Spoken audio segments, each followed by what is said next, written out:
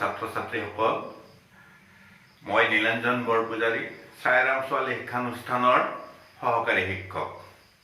তোমালোকক মোৰ ইউটিউব চেনেললৈ আদৰণি জনাইছোঁ।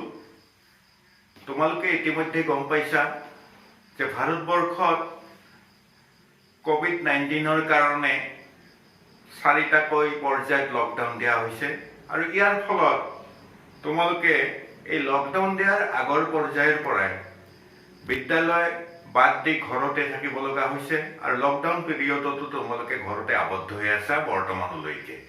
আৰু এই ক্ষেত্ৰত তোমালোকে গতানুগতিক যি শৈক্ষিক জীৱন আছিল তাৰ পৰা ফালৰি কাটি আহিব লগা হৈছে আৰু ইয়ে তোমালোকৰ শিক্ষাৰ ক্ষেত্ৰত কিছু অন্তৰায় কৰা দেখা গৈছে। আৰু সেয়েহে অসম মাধ্যমিক শিক্ষা পৰিষদৰ বৰপেটা মাণ্ডলিক কাৰ্যালয়ৰ তৰফৰ পৰা তোমালোকৰ 10ম শ্ৰেণীৰ ছাত্ৰ ছাত্ৰীসকলৰ শৈক্ষিক উন্নতিৰ কল্পে অনলাইন শিক্ষাৰ ব্যৱস্থা লোৱা হৈছে আৰু তাৰ লগত সংগতি ৰাখি আজি তোমালোকক সমাজ বিজ্ঞান বিষয়ৰ অনলাইন পাঠদানৰ প্ৰয়াস কৰা হৈছে। আশা কৰোঁ তোমালোকে ইয়াৰ দ্বাৰা কিছু পৰিমাণে হ'লেও উপকৃত হ'বা। আজি আমি সমাজ বিজ্ঞান বিষয়ত আলোচনা কৰিম 10ম শ্ৰেণীৰ ইতিহাসৰ 3য় অধ্যায়ত থকা অসমত ব্ৰিটিছ বিৰোধী জাগৰণ আৰু কৃষক বিদ্ৰোহ নামৰ পাঠটি। এই পাঠটি শিকাৰ সময়ত তোমালোকে এটা কথা সোঁৱৰণ কৰিব লাগিব, ইতিমধ্যে 9ম শ্ৰেণীত পাইছা যে ব্ৰিটিছসকলে 1826 চনৰ 24 ফেব্ৰুৱাৰীত ইয়াণ্ডাবু সন্ধি অনুযায়ী অসমখনত অধিকাৰ সাব্যস্ত কৰিছিল আৰু ইংৰাজে অসমত অধিকাৰ সাব্যস্ত কৰাৰ পিছতেই অসমত যি আগৰ প্ৰায় 600 বছৰীয়া আহোম ৰাজতন্ত্ৰ চলি আছিল তাৰ অৱসান ঘটিছিল আৰু তাৰ ঠাইত ইংৰাজৰ নতুন শাসন ব্যৱস্থা প্ৰচলিত হৈছিল। আৰু এই নতুন শাসন ব্যৱস্থাক সেই সময়ৰ অসমৰ ৰাজবংশ তথা অভিজাত শ্ৰেণীৰ কিছুসংখ্যক লোকে বিৰুদ্ধাচৰণ কৰিছিল আৰু তাৰে ফলশ্ৰুতিত 3টাকৈ বিদ্ৰোহ হৈছিল 1828 চনৰ পৰা 1830 চনলৈ। এই 3টা বিদ্ৰোহত নেতৃত্ব লৈছিল সেই সময়ৰ ৰাজকোঁৱৰ গোমধৰ কোঁৱৰ, পিয়লি বৰফুকন আদিয়ে, আৰু ব্ৰিটিছে এই বিদ্ৰোহ কঠোৰ হাতেৰে দমন কৰিছিল। তাৰ পিছত ব্ৰিটিছে অসমত তেওঁলোকৰ প্ৰশাসনিক আৰু অৰ্থনৈতিক সংস্কাৰ সাধন কৰি অসমত প্ৰশাসনিকভাৱে অৰ্থনৈতিকভাৱে নিজৰ শাসন প্ৰণালী নিকপকপীয়া কৰি লৈছিল আৰু ইয়াৰ ফলস্বৰূপে তেওঁলোকে অসমীয়া প্ৰজাৰ কিন্তু উন্নতিৰ কাৰণে কোনো ব্যৱস্থা লোৱা নাছিল আৰু তাৰে ফলশ্ৰুতিত অসমীয়া প্ৰজাসকল অসন্তুষ্ট হৈছিল। আৰু তাৰ কাৰণে আমি দেখা পাওঁ যে ব্ৰিটিছৰ বিৰুদ্ধে অসমীয়া প্ৰজাৰ এটা জাগৰণ হৈছিল, যাক কোৱা হয় ব্ৰিটিছ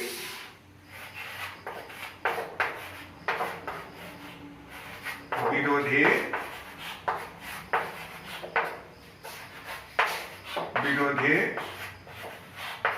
জাগৰণ। এতিয়া আমি আলোচনা কৰিম ব্ৰিটিছ বিৰোধী জাগৰণৰ বিষয়ে। আৰু এই ব্ৰিটিছ বিৰোধী জাগৰণ হওঁতে আমি এটা বস্তু লক্ষ্য ৰাখিব লাগিব, এই ব্ৰিটিছ বিৰোধী জাগৰণৰ প্ৰথম ফলশ্ৰুতিটো আমি দেখা পাওঁ 1857 চনত যি সৰ্বভাৰতীয় বিদ্ৰোহ হৈছিল অৰ্থাৎ চিপাহী বিদ্ৰোহ হৈছিল সেই সময়ছোৱাত অসমত মণিৰাম দেৱানৰ নেতৃত্বত এটা বিদ্ৰোহৰ যোজা চলিছিল আৰু এই বিদ্ৰোহটোক বোলা হয় অসমত 1857-58 চনৰ বিদ্ৰোহ। চিপাহী বিদ্ৰোহৰ লগত সংগতি ৰাখি মণিৰাম দেৱানে যি বিদ্ৰোহ কৰিব খুজিছিল সেই বিদ্ৰোহটোকে বোলা হয় 1857-58 চনৰ বিদ্ৰোহ। এতিয়া আমি আলোচনা কৰিম 1857-58 চনৰ বিদ্ৰোহৰ কাৰণসমূহ, যে কি কাৰণত বিদ্ৰোহ হৈছিল। ইতিমধ্যে মই কৈয়ে গৈছোঁ যে ব্ৰিটিছ প্ৰশাসনে প্ৰশাসনিক সংস্কাৰ বা ৰাজহ ব্যৱস্থা ইত্যাদি কৰি অৰ্থনৈতিকভাৱে বহুত সংস্কাৰ সাধন কৰিছিল, কিন্তু অসমীয়া প্ৰজাৰ কাৰণে কোনো ধৰণৰ উন্নয়নৰ ব্যৱস্থা তেওঁলোকে কৰা নাছিল। সেইকাৰণে আমি অসমত ব্ৰিটিছ বিৰোধী যিটো বিদ্ৰোহ হৈছিল, সেই বিদ্ৰোহৰ প্ৰথম কাৰণটো যিটো 1857 চনৰ বিদ্ৰোহৰ প্ৰথম কাৰণটো আমি পাম যে ব্ৰিটিছ চৰকাৰৰ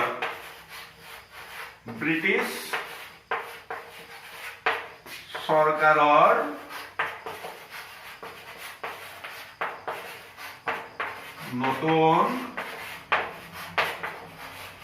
ভূমি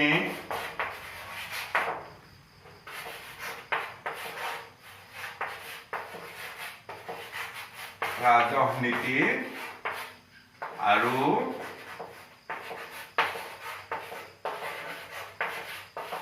মুদ্ৰা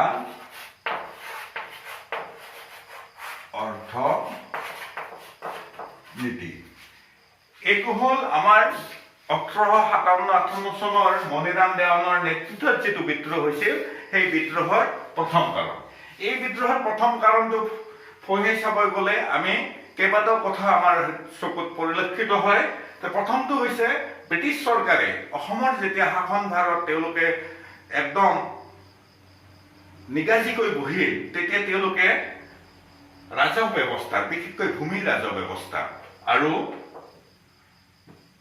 কৰ কাটল আদিৰ ক্ষেত্ৰত মুদ্ৰা অৰ্থনীতিৰ সৃষ্টি কৰিছিল। অৰ্থাৎ টকাৰ মাধ্যমত বা মুদ্ৰাৰ মাধ্যমত ভূমিৰ ৰাজহ আৰু অন্যান্য কৰ কাটল দিয়াৰ ব্যৱস্থা কৰিছিল। এই কৰ কাটল বা মুদ্ৰাৰ মাধ্যমত দিয়াৰ যি ব্যৱস্থা কৰিছিল, এই ব্যৱস্থাত অসমীয়া কৃষক বা প্ৰজাসকল অভ্যস্ত নাছিল, কিয়নো তেওঁলোকে আহোম ৰাজতন্ত্ৰত, তোমালোকে নৱম শ্ৰেণীত পাইছা যে আহোম ৰাজতন্ত্ৰত সাধাৰণ প্ৰজা বা কৃষকক পাইক বুলি কোৱা হৈছিল, আৰু পাইক বোলকে প্ৰথম অৱস্থাত 3 মাহ আছিল, পিছলৈ 4 মাহ হৈছিল, গা খাটনি দিছিল।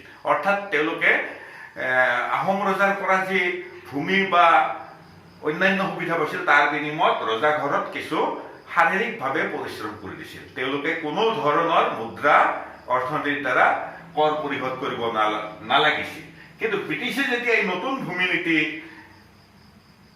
কৰি ৰাজহ নীতি আৰু মুদ্ৰা অৰ্থনীতি কৰিলে, তেতিয়া তেওঁলোকে মুদ্ৰাৰ মাধ্যমত ব্ৰিটিছ চৰকাৰক কৰ কাটলসমূহ দিব লগা হ'ল, আৰু ইয়ে অসমীয়া প্ৰজা সাধাৰণক অসন্তুষ্ট কৰিছিল।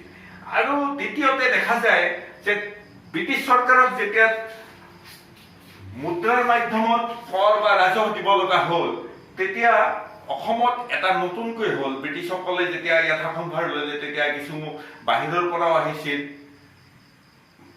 মহাজন বা তেনেকুৱা ধৰণৰ শ্ৰেণীৰ মানুহ, আৰু তেওঁলোকৰ পৰা অসমীয়া কৃষক প্ৰজাই বিভিন্ন ধৰণৰ বন্ধকী আদি দি মুদ্ৰা সংগ্ৰহ কৰি ব্ৰিটিছ চৰকাৰক ৰাজহ দিছিল, আৰু ইয়ে অসমীয়া প্ৰজাৰ অৱস্থা বেয়া কৰিছিল। ইয়াৰ লগতে আৰু এটা কথা আলোচনা কৰিব পাৰি যে অসমৰ কৃষকৰ পৰা তেওঁলোকে ভূমি ৰাজহটোহে লৈছিল, কিন্তু কৃষকৰ উন্নতিৰ কাৰণে ব্ৰিটিছ চৰকাৰে কোনো ধৰণৰ ব্যৱস্থা লোৱা নাছিল। আৰু এনেকুৱা ব্যৱস্থা নোলোৱাৰ কাৰণে বানপানী বা মাৰিমৰক ইত্যাদি ধৰণৰ যেতিয়া পৰিঘটনাবিলাক ঘটিছিল, তেতিয়া অসমীয়া প্ৰজাসকল দুৰ্ভিক্ষৰ কবলত পৰিছিল। আনকি সেই সময়ত আনন্দৰাম ঢেকীয়াল ফুকনৰ যি ব্ৰিটিছ চৰকাৰলৈ ৰিপৰ্ট দিছিল, তাতো দেখা যায় যে বহুত অসমীয়া কৃষকে দুৰ্ভিক্ষত পৰি নিজৰ সন্তানো বিক্ৰী কৰিব লগা হৈছিল। তাৰপিছতে আৰু এটা দেখা যায় যে অসমীয়া প্ৰজা বা কৃষকসকল বা কুটিৰ শিল্পৰ লগত জড়িত ব্যক্তিসকল ব্ৰিটিছৰ প্ৰতি অসন্তুষ্ট হৈছিল, কিয়নো ব্ৰিটিছ চৰকাৰে ইংলেণ্ডৰ তৈয়াৰী কাপোৰ বা অন্যান্য তেনেকুৱা সামগ্ৰী আনি অসমৰ কুটিৰ ওপৰত এটা মাধমাৰ বুজাইছিল। বিশেষকৈ আমি জানো যে অসমত কুটিৰ বা বয়ন শিল্পত যথেষ্ট আগবঢ়া আছিল, আহোম যুগৰ পৰাই স্বাৱলম্বী আছিল অসমীয়া মানুহ। আৰু ব্ৰিটিছসকলে যেতিয়া বাহিৰৰ পৰা তেওঁলোকৰ পণ্য সামগ্ৰী বা কাপোৰ ইত্যাদি সামগ্ৰী আনিলে, তেতিয়া অসমৰ টুটুল শিল্প বিশেষকৈ আমি জানো যে শুৱালকুছি প্ৰায় তেনেকুৱা অঞ্চলবিলাকত বয়ন শিল্প আছিলে, এইবিলাকৰ ওপৰত এটা আঘাত পৰিল। আকৌ কৃষকৰ ওপৰত আকৌ এটা বজা পৰিছিল, যিটো ব্ৰিটিছ চৰকাৰে নতুন ভূমি ৰাজনীতি কৰিছিল। তাত দেখা গৈছিল সেই সময়ত ব্ৰিটিছসকলে চাহ বাগান খুলিছিল আৰু ব্ৰিটিছ চৰকাৰে চাহ খেতিয়কক উৎসাহ দিয়াৰ কাৰণে চাহ বাগানৰ ভূমিৰ ওপৰত কৰ ৰেহাই দিছিল আৰু সেই ৰেহাই দিয়া কৰৰ পৰিমাণটো অসমৰ সাধাৰণ কৃষক বা তেনেকুৱা শ্ৰেণীৰ মানুহখিনিৰ ওপৰত পৰিছিল আৰু ইয়াৰ ফলতে ব্ৰিটিছ শাসনৰ প্ৰতি এই মানুহখিনি অসন্তুষ্ট হৈ আছিল। এইটো হ'ল 1857-58 চনৰ বিদ্ৰোহৰ প্ৰথম কাৰণ বুলি আমি ক'ব পাৰোঁ। ইয়াৰ পিছতে আমি আলোচনালৈ আহিম দ্বিতীয় কাৰণটো। দ্বিতীয় কাৰণটো দেখাবলৈ আমি এটা বস্তু পাম যে অসমৰ অভিজাত শ্ৰেণীৰ দ্বিতীয় কাৰণ তোমালোকে লিখি ল'ব পাৰা। বোধহয় প্ৰথম কাৰণটো বুজি পাইছা, দ্বিতীয় কাৰণটো তোমালোকে লিখিব পাৰা যে অভিজাত শ্ৰেণীৰ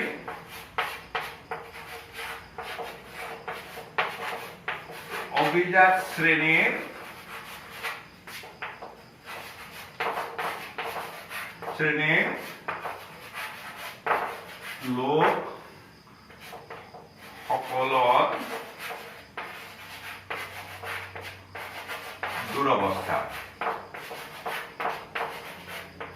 এইটো অসমৰ 1857-58 চনৰ বিদ্ৰোহৰ এটা আনুষংগিক কাৰণ বুলি ক'ব পাৰি, দ্বিতীয় কাৰণ।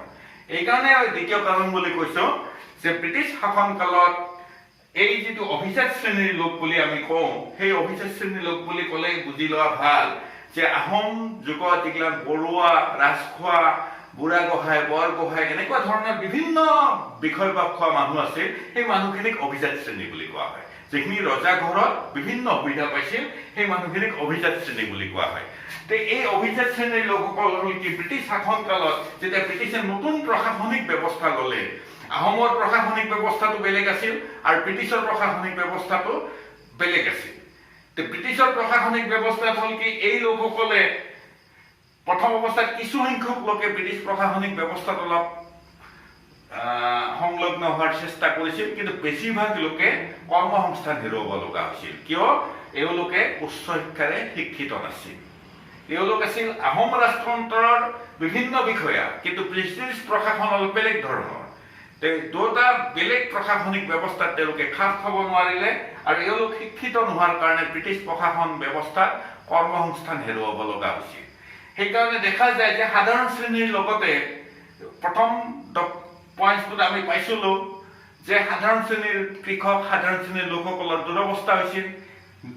দেখা যায় যে অভিজাত শ্ৰেণীৰ লোকসকলৰ কৰ্মসংস্থানৰ দুৰৱস্থা হ'ল। তাৰ লগতে এটা দেখা গ'ল যে ব্ৰিটিছসকলে নিজৰ প্ৰশাসন চলোৱাৰ কাৰণে ওচৰৰ বংগদেশৰ পৰা কিছু বঙালী লোক ইয়াত প্ৰশাসনিক কাম কাজৰ কাৰণে আনিলে আৰু প্ৰশাসনিক কাম কাজৰ কাৰণে যেতিয়া বংগদেশৰ লোকসকল আনিলে, তেতিয়া এই অভিজাত শ্ৰেণীৰ লোকসকলে নিজৰ কৰ্মসংস্থান হেৰুৱাই নিবনুৱা হৈ পৰিল। লগতে আৰু এটা বস্তু ইয়াত দেখা যায় যে প্ৰথম অৱস্থাত ৰাজহ সংগ্ৰহৰ কাৰণে, ভূমি ৰাজহ বিশেষকৈ সংগ্ৰহৰ কাৰণে এই অভিজাত শ্ৰেণীৰ লোকসকলৰ বৰুৱা, ৰাজখোৱা আদি ধৰণৰ কিছু লোকক মৌজাদাৰ পাতি ভূমি ৰাজহৰ দায়িত্ব দিয়া হৈছিল। কিন্তু দুই এজনক দিয়া হৈছিল, কিন্তু পিছলৈ শ্ৰীহট্ট, মাৰোৱাৰ ইত্যাদি অঞ্চলৰ পৰা কিছু মানুহ আনি এই ৰাজহ সংগ্ৰহৰ দায়িত্বটো দিয়া হ'ল আৰু দিয়াৰ ফলত স্বৰূপে এই অভিজাত শ্ৰেণীৰ যিসকল লোক আছিল তেওঁলোকে এই লোকসকলৰ ৰায়ত হিচাপত খাটিব লগা হ'ল আৰু ইয়ে অভিজাত শ্ৰেণীৰ অন্তৰত আঘাত দিলে আৰু তেওঁলোকৰ আত্মসন্মানত লগাৰ কাৰণে তেওঁলোকো ব্ৰিটিছ শাসনৰ প্ৰতি বিতুষ্ট হৈ উঠিছিল। ইয়াৰ পিছতে আমি আলোচনা কৰিম তৃতীয়টো কাৰণ ব্ৰিটিছ বিৰোধী বা 1857-58 চনৰ বিদ্ৰোহৰ তৃতীয় কাৰণ। তৃতীয় কাৰণ বুলি কওঁতে আমি এটা বস্তু জানো যে অসমৰ সেই সময়ত তৃতীয় কাৰণত আমি পাম যে অসমত 1843 চনত ব্ৰিটিছ চৰকাৰে দাস প্ৰথা নিষিদ্ধ কৰিছিল। দাহ প্ৰথা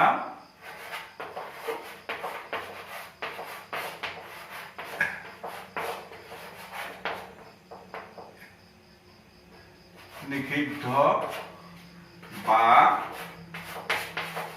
বিলুপ্তি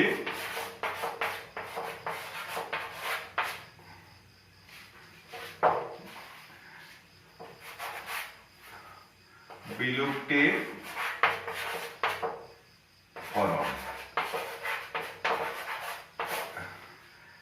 এই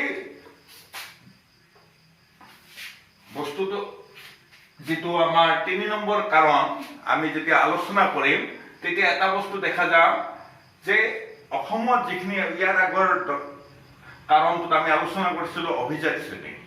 অভিজাত শ্ৰেণী বুলি কওঁতে তোমালোকক বুজাই দিছোঁ যে আহোম ৰাজতন্ত্ৰৰ যিবিলাক বিষয়া আছে, নৱম শ্ৰেণীত পাইছা মন্ত্ৰীৰ পৰা বিষয়ালৈকে, আৰু বিশেষকৈ ব্ৰাহ্মণ পুৰোহিত শ্ৰেণী যিখিনি অভিজাত শ্ৰেণীৰ লোক আছিল তেওঁলোকৰ ঘৰত লগোৱা, লিকচু, লিগিৰা আদিৰে বিভিন্ন ধৰণৰ কাম কৰা মানুহ আছে।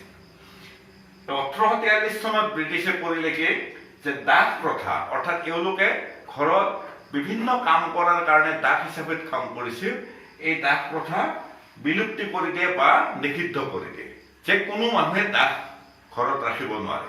তাৰ ফলত এই যিখিনি অভিজাত শ্ৰেণীৰ লোক তেওঁলোকে এই দাসবিলাকক এৰি দিব লগা হ'ল, আৰু এৰি দিব লগা হোৱাৰ ফলত ইমান দিনে তেওঁলোকে যি বিলাসী জীৱন কটাইছিল দাসৰ ওপৰত নিৰ্ভৰ কৰি বিভিন্ন শাৰীৰিক পৰিশ্ৰম এই লগোৱা, লিকচু, লিগিৰাসকলে কৰিছিল, আৰু তাৰ এই দাসসকলৰ যি শাৰীৰিক পৰিশ্ৰমৰ বিনিময়ত তেওঁলোকে এটা আৰামদায়ক বিলাসী জীৱন কটাইছিল, তাৰ পৰা বঞ্চিত হ'ব লগা হ'ল।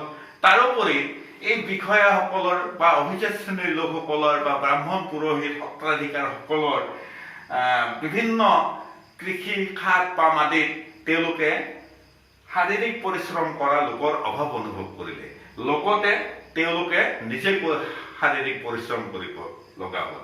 আৰু এই কথাটোৱে তেওঁলোকে যেতিয়া নিজে ইমান দিনে ভোগ কৰি অহা প্ৰায় 600 বছৰে আহোম ৰাজত্বত যি দাস প্ৰথা আছিল, এই দাস প্ৰথাৰ বিনিময়ত তেওঁলোকে যি আৰামদায়ক জীৱন কৰিছিল তাৰ পৰা বঞ্চিত হ'ব লগা হ'ল, আৰু বঞ্চিত হৈ নিজে যেতিয়া কায়িক বা শাৰীৰিক পৰিশ্ৰম কৰিব লগা হ'ল তেতিয়া তেওঁলোকে ব্ৰিটিছ শাসনৰ প্ৰতি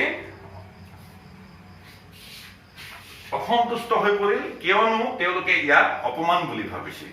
এতেকে আমি চাব গ'লে 3টা কাৰণ পালো, প্ৰথম কাৰণ, দ্বিতীয় কাৰণ, তৃতীয় কাৰণ, আৰু ইয়াৰ লগে লগে আমি আলোচনা কৰিম চতুৰ্থ কাৰণ। চতুৰ্থ কাৰণ বুলি কওঁতে আমি পাম এইটোতো দাস প্ৰথাৰ নিষিদ্ধকৰণৰ পাছতে চতুৰ্থ কাৰণটো আমি পাম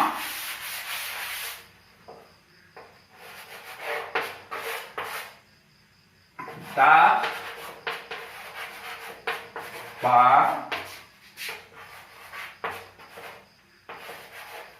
লগোৱা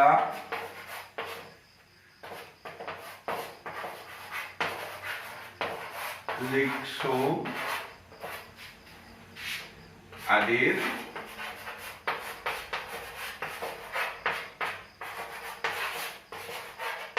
দুৰৱস্থা। 4 নম্বৰ কাৰণটোত আমি পাম লগোৱা, লিকচু বা লিগিৰা এনেকে যি নামেৰে দাসসকলক জনা গৈছিল অসমৰ, সেই লোকসকলৰো দুৰৱস্থা হ'ল। কাৰণ ইয়াৰ আগৰ কাৰণত আমি পাইছিলোঁ 1843 চনত দাস প্ৰথা নিষিদ্ধ কৰি দিয়া হ'ল, কিন্তু দাস প্ৰথা নিষিদ্ধ কৰি দিয়া হ'ল, দিয়াৰ পিছতে ব্ৰিটিছ চৰকাৰে কিন্তু এই দাসসকল যেতিয়া লগে লগে তেওঁলোকৰ কৰ্ম সংস্থান হেৰুৱাব লগা হ'ল, এওঁলোকৰ আৰ্থিক দিশত সহায় কৰাৰ কাৰণে ব্ৰিটিছে কোনো ধৰণৰ ব্যৱস্থা লোৱা নাছিল। ব্ৰিটিছসকলে ভাবিছিল যে দাস প্ৰথা আচলতে নিষিদ্ধ ব্ৰিটিছসকলে যে কৰিছিল, এই যে লুকুৱা লিকচুসকলক দাসত্বৰ বন্ধনৰ পৰা মুকলি কৰাৰ কাৰণে এইটো নিষিদ্ধ কৰা নাছিল, তেওঁলোকৰ ভিতৰত এটা অন্তৰ্নিহিত উদ্দেশ্য আছিল। এই অন্তৰ্নিহিত উদ্দেশ্যটো হ'ল সেই সময়ত ব্ৰিটিছসকলে অসমত চাহ আৱিষ্কাৰ হৈছিল আৰু চাহ বাগিচাসমূহ খোলা হৈছিল। তেতিয়া চাহ বাগিচাসমূহত কাম কৰাৰ কাৰণে বিভিন্ন ধৰণৰ যথেষ্ট মানুহৰ প্ৰয়োজন হৈছিল। চাহ বাগানত যি পাত তোলা বা এনেকুৱা ধৰণৰ বিভিন্ন কাম চলে তোমালোকে জানিছাই, তে এই কামবিলাক কৰাৰ কাৰণে মানুহ লাগিছিল। তেওঁলোকে ভাবিছিল যে অসমত যদি দাস প্ৰথা নিষিদ্ধ কৰি দিয়া হয় তেতিয়া এই অভিজাত শ্ৰেণী বা ব্ৰাহ্মণ পুৰোহিত আদি যিবিলাকৰ মধ্যবিত্ত উচ্চ মধ্যবিত্ত শ্ৰেণীৰ মানুহৰ ঘৰত আছে তেওঁলোকে ওলাই আহিব আৰু চাহ বাগানত শাৰীৰিক পৰিশ্ৰম কৰিব। কিন্তু দাস প্ৰথা নিষিদ্ধ হৈ পৰিলে, কিন্তু হঠাতে এওঁলোকে যেতিয়া কৰ্মসংস্থান হেৰুৱালে এওঁলোকৰ আৰ্থিক ব্যৱস্থাৰ ক্ষেত্ৰত কোনো ধৰণৰ ব্যৱস্থা নললে, ফলস্বৰূপে এওঁলোকৰ অৱস্থা বেয়া হ'ল। তাৰোপৰি এই লগোৱা লিখচু বা লেগিৰাসকলে চাহ বাগানত কাম কৰাৰ কাৰণে ইচ্ছুক নাছিল, কাৰণ তেওঁলোকে ইমান দিনে ডা ডাঙৰীয়াসকলৰ ঘৰতে কাম কৰি নিজৰ জীৱন নিৰ্বাহ কৰিছিল। ফলস্বৰূপে এই লোকসকলৰ অৱস্থাও বেয়াৰ ফাললৈ গতি কৰিলে আৰু এওঁলোকসকলেও ব্ৰিটিছ শাসনৰ প্ৰতি বিতুষ্ট হৈ উঠিছিল। এনেদৰে দেখা যায় যে আমি 4টা কাৰণ পালো। ইয়াৰ পিছত আৰু এটা কাৰণ আমি পাম 1857-58 চনৰ বিদ্ৰোহৰ। সেই কাৰণটো হ'ল ব্ৰাহ্মণ পুৰোহিত সত্ৰাধিকাৰ আদিৰ অসন্তুষ্টি। ব্ৰাহ্মণ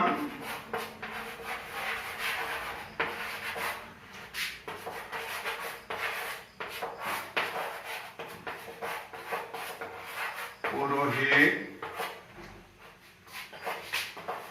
সত্ৰাধিকাৰ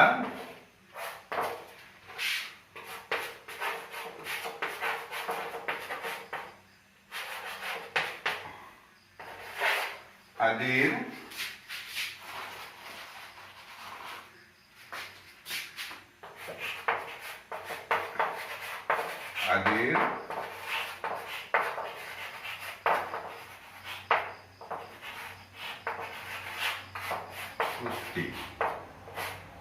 অসন্তুষ্টি।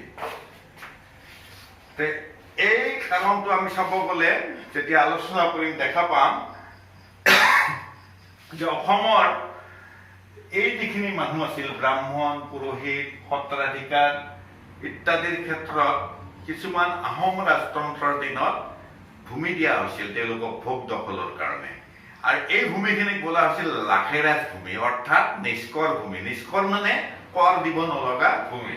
এওঁলোকে ব্ৰাহ্মণ পুৰোহিত সত্ৰাধিকাৰ আদি যিবিলাক বিভিন্ন সত্ৰত আছিল বা বিভিন্ন মঠ মন্দিৰ পুৰোহিত আছিল তেওঁলোকে কিছু মাটি লাভ কৰিছিল আহোম ৰাজতন্ত্ৰৰ পৰা, আৰু এই মাটিখিনিৰ কোনো ধৰণৰ কৰ দিব নালাগিছিল। ইয়াৰ পৰা যি উপাৰ্জন হ'ব এওঁলোকে ভোগ কৰিছিল। কিন্তু ব্ৰিটিছ চৰকাৰে আহি দেখিলে যে অসমত যথেষ্ট পৰিমাণে লাখেৰাজ বা নিষ্কৰ ভূমি আছে। তেওঁলোকে এই ভূমিখিনিৰ ওপৰত কৰ লগাই যিখিনি অতিৰিক্ত ভূমি আছিল সেই ভূমিখিনি এওঁলোকৰ হাতৰ পৰা কাঢ়ি ল'লে। কাঢ়ি লোৱাৰ বিনিময়ত এওঁলোকৰ এটা বস্তু হ'ল যে এওঁলোকে যেতিয়া মাটি বাটি হেৰুৱাব লগা হ'ল এওঁলোকো ব্ৰিটিছ শাসনৰ প্ৰতি বিতুষ্ট হৈ পৰিল। আৰু এই ক্ষেত্ৰত ইতিহাসবিদ ডক্টৰ হেৰম্ব বৰপূজাৰীয়ে লিখি থৈ গৈছে যে 1857-58 চনৰ বিদ্ৰোহত এই বহুত উজনি অসমৰ ব্ৰাহ্মণ পুৰোহিতে মণিৰাম দেৱানৰ লগত বিদ্ৰোহত অংশগ্ৰহণ কৰিছিল।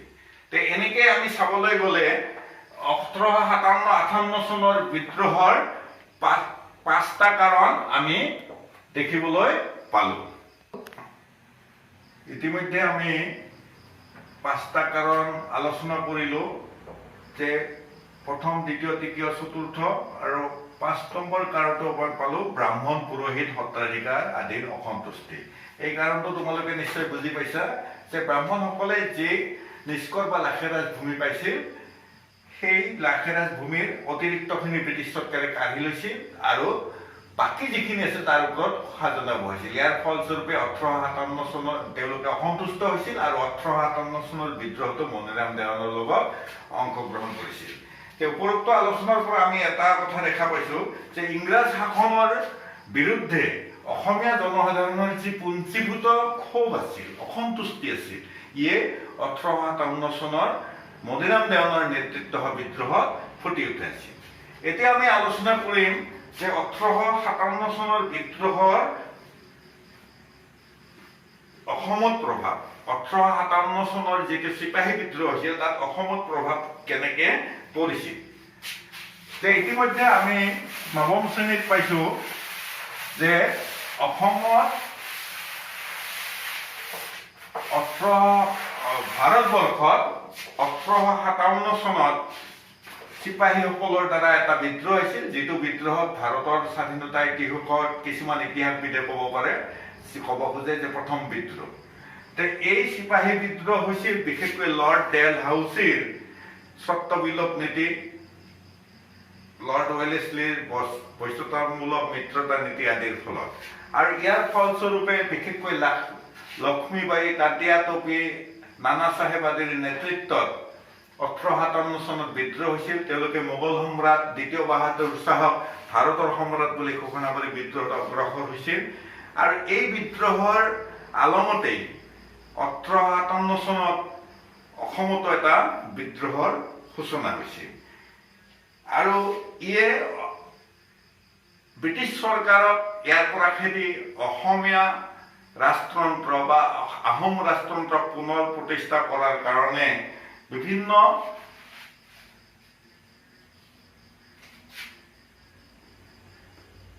অভিজাত শ্ৰেণীৰ লোকসকলক এটা সুযোগ প্ৰদান কৰিছিল। এই বিদ্ৰোহৰ প্ৰভাৱ কিছু পৰিমাণে অসমত পৰিছিল। এই বিষয়ে আমি পিছৰ পাঠত আলোচনা কৰিম কেনেদৰে পৰিছিল।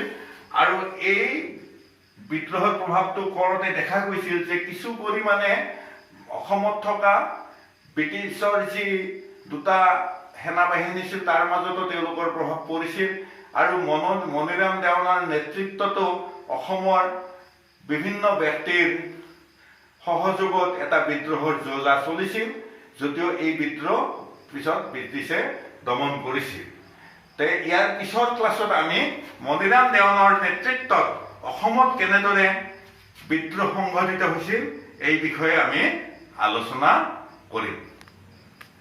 ইতিমধ্যে তোমালোকে বোধহয় ব্ৰিটিছৰ বিৰুদ্ধে 1857-58 চনত কিয় বিদ্ৰোহ হৈছিল তাৰ কাৰণকেইটা ভালদৰে বুজি পাইছা আশা কৰিছোঁ। আৰু যদি বুজি পোৱা নাই তোমালোকে ইউটিউব চেনেলত মোৰ চেনেলটো চাই তোমালোকৰ যদি কিবা আখোৱা থাকে তেনেহ'লে মোলৈ কমেণ্টছ লিখি পঠাব পাৰিবা। ধন্যবাদ।